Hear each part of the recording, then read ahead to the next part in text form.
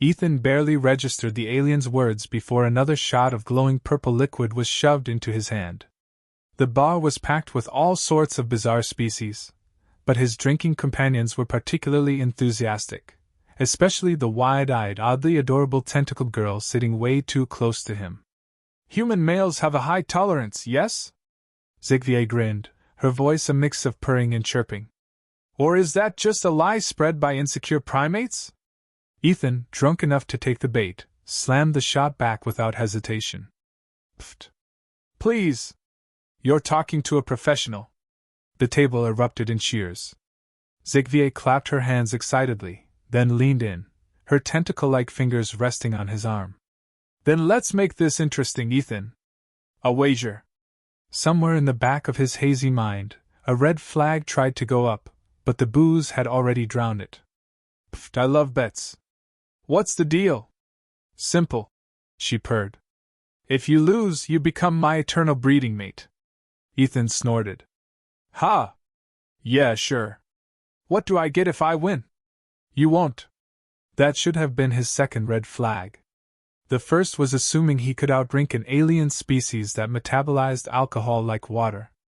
The third, and biggest, was not realizing that every other alien at the table had suddenly started placing bets, not on who would win, but on how long it would take him to collapse. 5 drinks later, Ethan's vision blurred. 8 drinks in, his body went numb. 10 drinks in, he lost control of his legs. Somewhere in the distant cosmos, a judge's gavel slammed. "Signed, sealed, and legally binding," a voice declared. Ethan's last thought before blacking out was, "Wait, what?" Waking up was a slow, torturous process. His mouth tasted like he'd licked the floor of a spaceport. His head pounded like a malfunctioning warp drive. Then he realized he wasn't alone. "You're awake!" His blurry vision focused on Ziegfeld, who was perched on the bed beside him, her bright eyes practically glowing with excitement. "I was worried you wouldn't be functional for our first session," Ethan groaned, rubbing his temples. "The hell are you talking about?" "The contract." She beamed, holding up what looked like a 1,000-page legal document sealed with an official stamp. "You agreed to be my eternal breeding mate. See? Here's your signature." Ethan squinted. His name was definitely there, scribbled in a drunken mess. What?" "It's legally binding," she chirped. "Your genetic material is now mine." That sobered him up real quick. "Like hell it is." He lunged for the paper, but Ziegfeld yanked it away, giggling like this was the best day of her life. "You're so funny. I like that about you." She wiggled happily, her species equivalent of a wagging tail. "You humans have the best sense of humor." "I'm not joking." "Neither am I." Ethan's stomach dropped. This was not a prank. He turned the document over, desperately searching for an escape clause, a loophole, anything. "Look, Ziegfeld," he said, forcing a calm smile. "This is all very funny, but I was drunk. I didn't mean to sign it." She tilted her head. "Intent is irrelevant. Only the contract matters." "Oh. Speaking of which," she flipped through the pages, pointing to a section that might as well have been written in eldritch runes. "Our first mating session is scheduled for tonight. Don't worry, I've read all about human reproduction. I'll be very gentle with your primitive body." Ethan almost choked. "You scheduled it?" "Of course. There's a strict breeding timetable. Efficiency is important." He sat up fast enough to make his head spin. "All right, hold on, there has to be a way out of this." "Oh, there is." Hope flickered. "Really?" "Yes." Ziegfeld nodded. "But you'd have to present your case to the Intergalactic Court of Marital Disputes. The backlog is currently 472 years long." Ethan stared. Ziegfeld beamed. "So, I hope you're ready for our first session. It's tradition to begin with a thorough examination of the male's reproductive equipment. Oh. And there's a ceremony where I must assess its durability. Don't worry, my species is very gentle." Ethan immediately started plotting his escape. Ethan had handled some absurd situations in his life, but this This was next-level insanity. You can't seriously expect me to just go along with this, he sputtered, running a hand through his hair. Zitvie tilted her head. Why not? The contract is binding. And besides, her lips curled into a playful smirk. I think you'll enjoy it. Ethan groaned. Look, I don't know how things work in your species, but humans don't just jump into breeding schedules like we're farm animals. Zitvie gasped, scandalized. Oh, I would never treat you like livestock. For a brief, hopeful moment, Ethan thought she was coming to her senses, until she continued. Livestock don't get personalized foreplay rituals. He choked on air. What no? Zitvie pulled out another document, this one a full-color illustrated manual titled, How to Please Your Human Mate, with disturbingly detailed diagrams. I studied very carefully, she said proudly, flipping through pages. I even cross-referenced human mating customs across different planetary colonies. Did you know that some of your people prefer to perform acts in zero gravity? I could arrange that. Ethan snatched the book away and skimmed a random page. He immediately regretted it. Who the hell wrote this? Whoever they were, they needed therapy. Nope. He slammed the book shut. Not happening. Not today. Not ever. Zitvie frowned, tapping her chin thoughtfully. Is it a performance issue? No worries. I made dietary adjustments to ensure peak virility. Ethan blinked. What did you do? Oh, just minor enhancements. She gestured toward the corner, where a tray of suspiciously glowing fruit and meat sat neatly arranged. These will ensure maximum stamina, endurance, and fertility rates. Some humans find it difficult to keep up with non-human partners, so I took precautions. Precautions? He nearly flipped the tray. You were gonna drug me? Enhance, she corrected cheerfully. Not drug. Just a little, biological assistance. Ethan pinched the bridge of his nose. I swear to God, this is a nightmare. Zitvie pouted, crossing her arms. I don't understand why you're resisting. We have a contract. Your species loves contracts. No, corporations love contracts. Normal humans try to avoid signing away their souls in fine print. But this is wonderful, she insisted. I'm young, fertile, and incredibly devoted. Most human males would be thrilled to have an eternal mate. Ethan exhaled sharply, trying to stay calm. Zitvie, I'm not saying you're not, very enthusiastic, but humans don't just settle into relationships because of legal paperwork. Her eyes widened. Oh, I see now. Finally. Progress. You're playing hard to get. Ethan wanted to slam his head against a wall. Oh, I love human courtship games. Zitvie clapped her hands, delighted. Do I need to pretend to be indifferent? Shall I seduce you through acts of defiance? I read about that too. Some human females ignore their intended mates until they give chase. That is not. He stopped, rubbing his face. That's not how it works. Oh, I see. She nodded sagely. You wish to woo me first. A slower romance. Yes. We will build trust, exchange sweet words, go on dates. There will be no dates. Zitvie completely ignored that. I will make myself unattainable so you may pine for me. The tension will build, and when you finally claim me. Ethan shot up from the bed. No one is claiming anyone. She blinked up at him, utterly unbothered. Oh. You're very slow at accepting fate. That's okay. Some human males resist their best interests before fully embracing them. Are you even listening to yourself? Yes. And I sound adorable. Ethan was so close to losing it. All right, listen up. I need to talk to someone. A lawyer. A diplomat. Hell, even a space janitor. Anyone who can get me out of this mess. Zitvie shrugged. Oh, of course. We have access to legal assistance. Hope surged in his chest. We do? Yes. She beamed. But if you choose to pursue legal action, our contract requires us to undergo mandatory relationship counseling first, to ensure we've explored all options for reconciliation before dissolving the agreement. You have got to be kidding me. Not at all. It's a very thorough process. Our first session is scheduled for tomorrow morning. Ethan ran a hand down his face, on the verge of actual madness. Wait. How did you schedule that before I even woke up? Oh, I was very confident you'd attempt to escape your responsibilities. Ethan died a little inside. Now, she brightened again. In the meantime, we should bond. We need at least 12 hours of intimate interaction daily to strengthen our pair bonding. Shall I begin my first attempt at seduction? I've been practicing sultry gazes in the mirror. Ethan scrambled for the door. I'm getting out of here. Ziegfeld sighed. I love it when they play hard to get. Ethan had faced a lot of ridiculous things in his life, but sitting in an intergalactic relationship counseling office, across from an 8-foot-tall, four-armed marriage mediator, while his self-proclaimed breeding mate stared at him like a delicious snack, was definitely top-tier absurdity.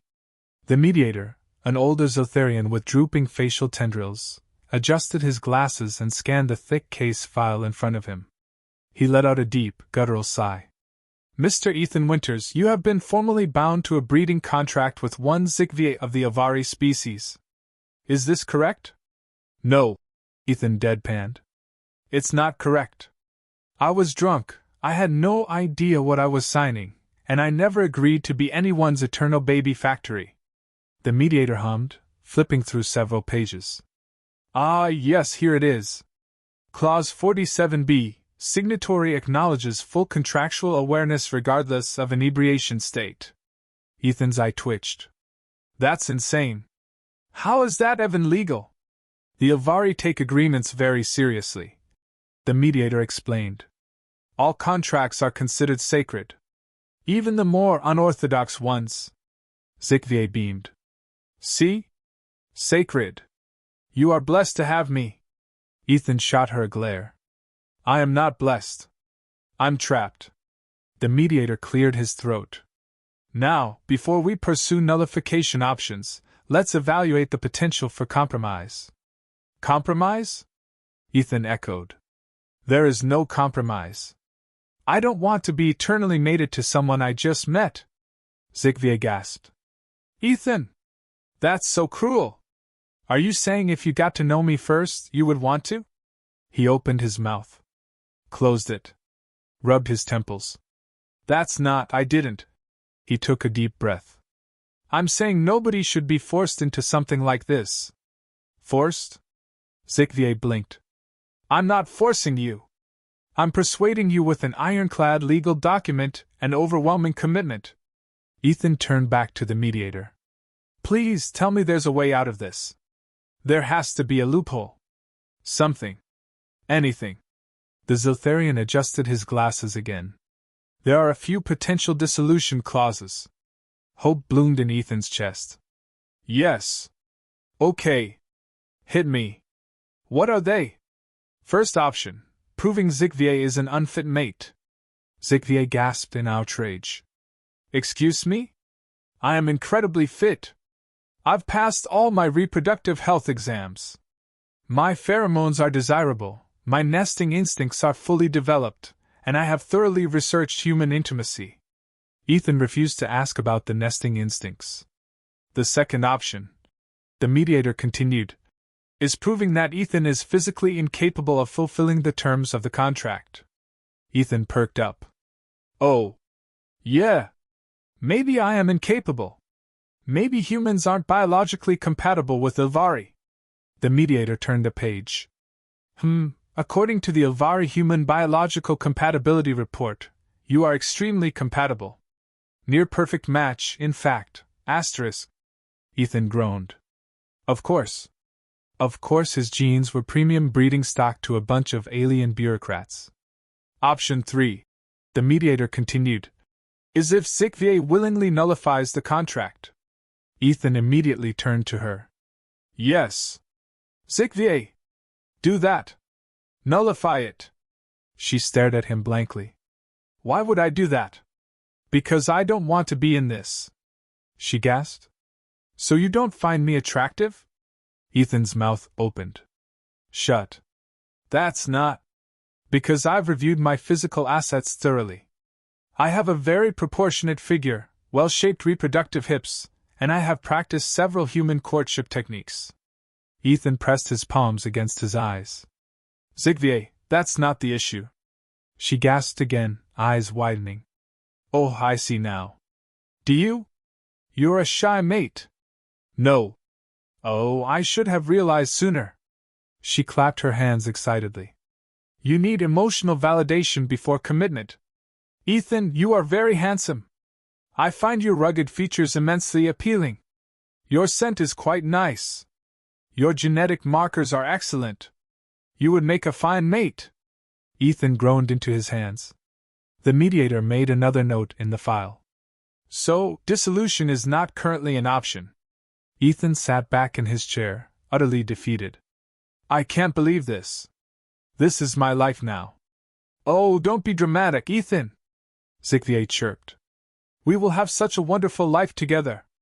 We'll build a nest, create a stable environment for our future offspring, and I will attend to all of your needs. I don't need anything from you, she gasped. Ethan!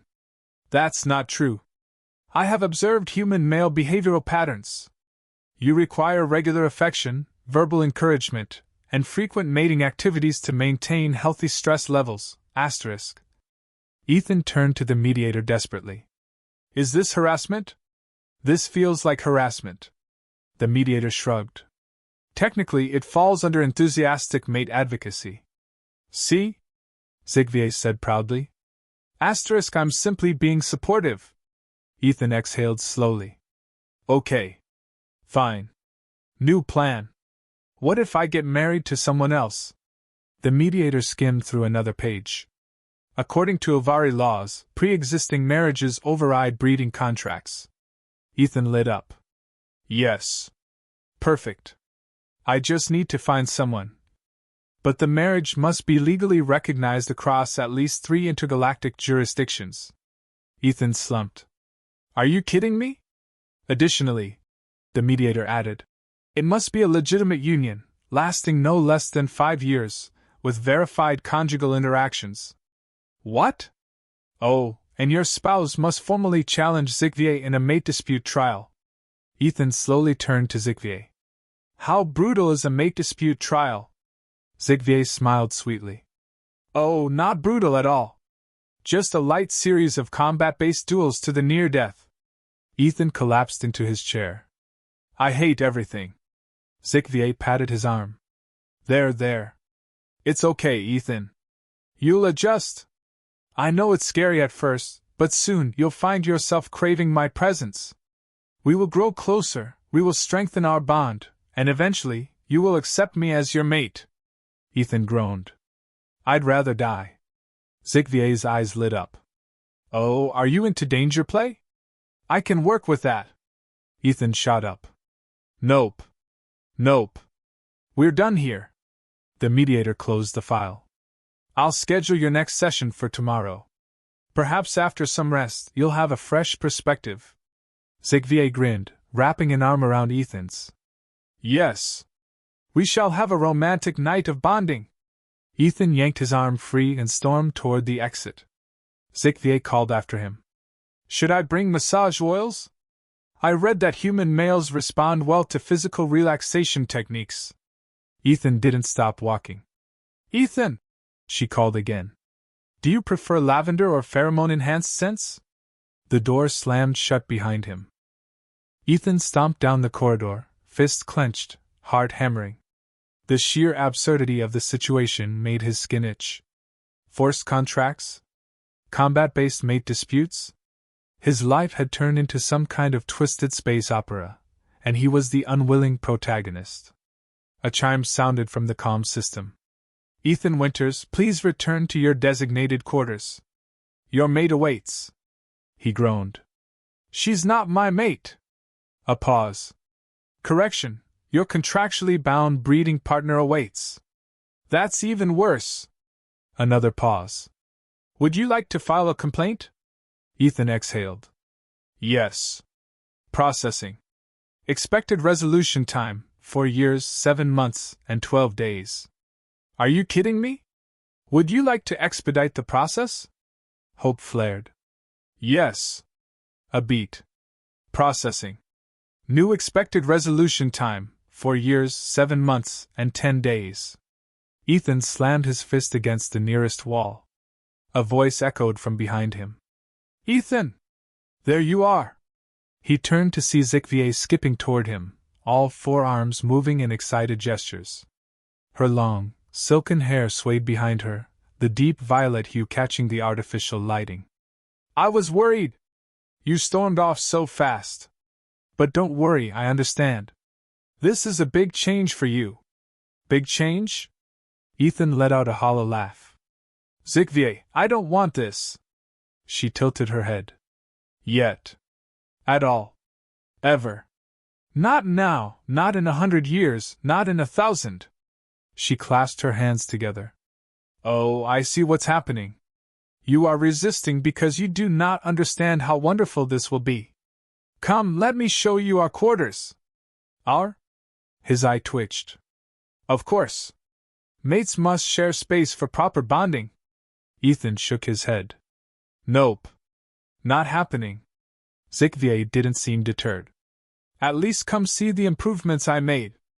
I researched human comfort standards and made many accommodations. He narrowed his eyes. What kind of accommodations? Her face lit up. You'll love them. He doubted that, but against his better judgment, he followed. When the door slid open, Ethan nearly choked. The room was transformed. Soft lighting. A massive bed, twice the size of a king, covered in plush, high thread count sheets. The temperature was perfect. But the real horror? The walls were covered in human mating guides. Books, holoposters, even annotated diagrams. Ethan turned slowly. What the hell is this? HFY beamed. Research. She picked up a book titled Human Male Satisfaction Techniques, a study of touch, sound, and psychological conditioning. I wanted to ensure I was a perfect mate for you. His brain short-circuited. You studied? Oh, extensively. I had to understand your needs, desires, and stress responses. Look, asterisk. She flipped to a highlighted section. Human males experience an 82% increase in relaxation when receiving affectionate touch after high-intensity stressors. So, she gestured at the bed. You should come here, and I will perform relaxation techniques on you. Ethan backed up. That's not happening. Oh, you're shy. That's okay. Stop saying that. She nodded sagely. Resistance phase 3. Males often resist deep attachment due to subconscious fear of vulnerability. I don't have a subconscious fear. I have a very conscious, very real objection to being forced into this. She tapped her chin thoughtfully.